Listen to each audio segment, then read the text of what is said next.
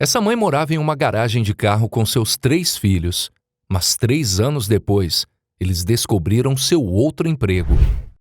Depois que seu marido foi assassinado em 2007, uma mulher chamada Rina Dixon achou que seria muito difícil para ela e seus 3 filhos em crescimento sobreviverem. Na verdade, apesar de trabalhar em 2 empregos que ela lutou para conseguir e ter dinheiro para pagar o aluguel, ela e sua família foram forçados a saírem de casa e entrar em uma garagem apertada na casa da avó das crianças. Mas, nos 3 anos seguintes, Dixon estaria trabalhando em um 3º emprego, que a pagaria um valor inestimado. Ela trabalhou duro para fornecer comida e abrigo para sua família. Mas quando seu marido foi tragicamente morto, seus 2 filhos mais novos tinham apenas 1 e 2 anos. Além deles, ela ainda tinha sua filha mais velha para se preocupar.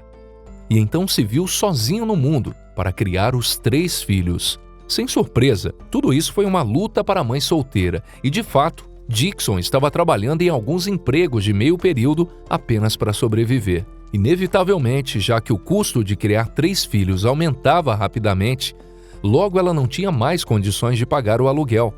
E como resultado, a família teve que sair de casa. Para começar a entender melhor essa história, precisamos falar que Dixon mudou-se para uma habitação pública, e ela logo perceberia que ali não era um lugar para criar crianças pequenas, tendo em vista uma série de tiroteios em um curto período de tempo em que estavam por lá. Dixon temia que seus filhos se machucassem, então ela elaborou outro plano. Diante de uma situação desesperadora, Dixon se mudou para a garagem ao lado da casa de sua mãe. O espaço era minúsculo, com menos de 60 metros quadrados, e a estrutura não foi construída para ser habitada. Mas pelo menos eles tinham um teto sobre suas cabeças, e era apenas um arranjo temporário, certo? No entanto, era assim que os Dixons viveriam pelos próximos 3 anos. Sem as comodidades básicas de eletricidade, água corrente e espaço pessoal. A família de 4 pessoas ficou presa durante o verão escaldante nesse local e também em invernos abaixo de 0. A mãe dormia na garagem com os 2 meninos, enquanto sua filha tinha um relativo luxo da sala de estar da vovó. Por 5 dias, durante todas as semanas, a mãe em dificuldades trabalhava como recepcionista de médico, mas ela percebeu que sua situação desesperadora precisava mudar o quanto antes, já que aquilo que recebia não era o suficiente para sustentar os seus 3 filhos. Foi então que Dixon tomou medidas drásticas. Na verdade, ela aceitou outro emprego, e esse emprego era justamente aquele que mudaria sua vida e a vida de sua família para sempre.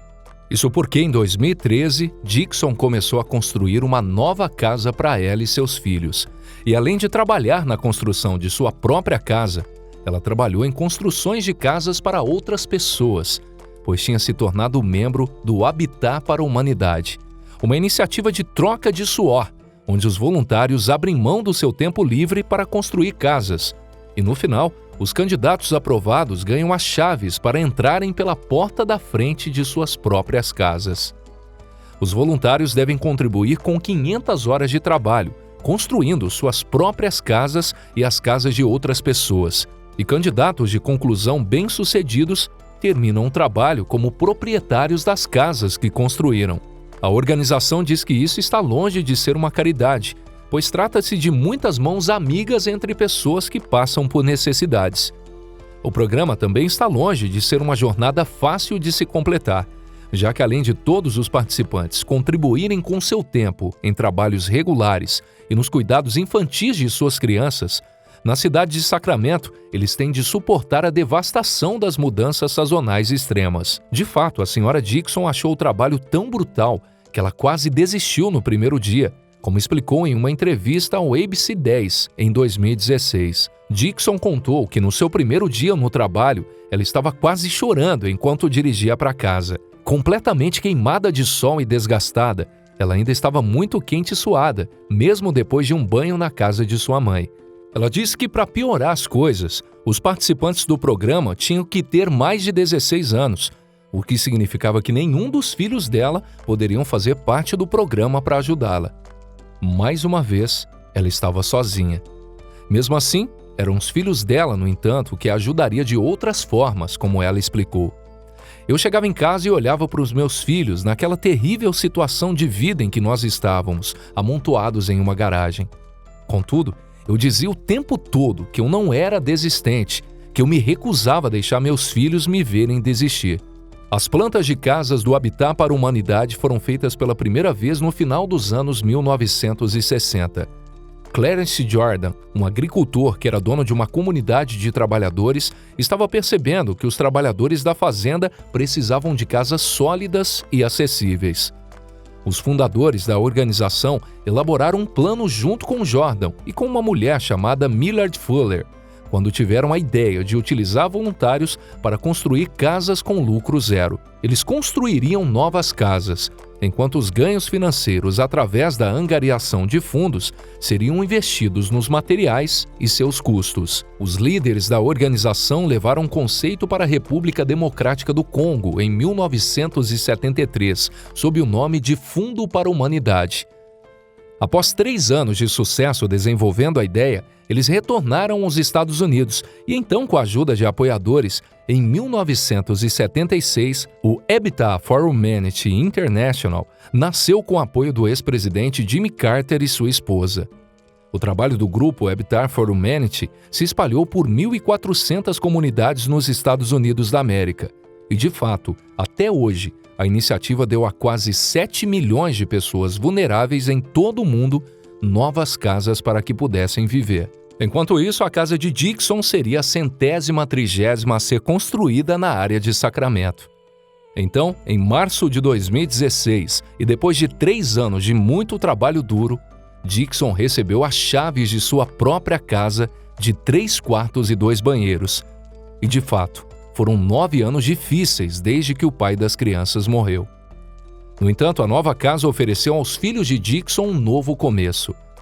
Sim, foi o símbolo de esperança para a vida deles, que graças à organização e aos voluntários, tudo foi construído com os recursos de uma doação do Bank of America, para que assim pudessem cumprir rigorosas metas de construção. O grupo Amigos do Ambiente supervisionaram o trabalho de Dixon durante 3 anos. Nem é preciso dizer que o nível exemplar de compromisso da mãe impressionou o diretor da organização e outras pessoas envolvidas no projeto. Ela teve que trabalhar 500 horas nas casas de outras pessoas e em sua própria casa.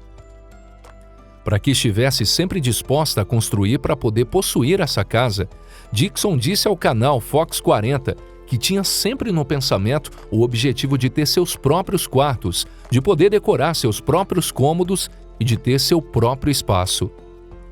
Você deve imaginar que viver tanto tempo em uma garagem que foi convertida em uma casa é algo incrivelmente duro de suportar. No grande dia em que ela recebeu as chaves de sua nova casa, Dixon disse: "Agora só quero relaxar. Só quero levantar os meus pés e sentar-me e chorar." Ela descreveu a sua conquista como uma sensação muito boa. E agora, com a posse do documento da casa 100% em seu nome, a senhora Dixon foi capaz de fazer o que uma vez pensou ser inimaginável: comprar a casa para a família dela com seu próprio suor. Que história sensacional, né? Se você gostou do vídeo, não esqueça de deixar o joinha, não esqueça de se inscrever no canal, caso ainda não seja inscrito. Obrigado por assistir, um forte abraço e eu te vejo aqui no próximo vídeo em mais uma história sensacional. Até lá!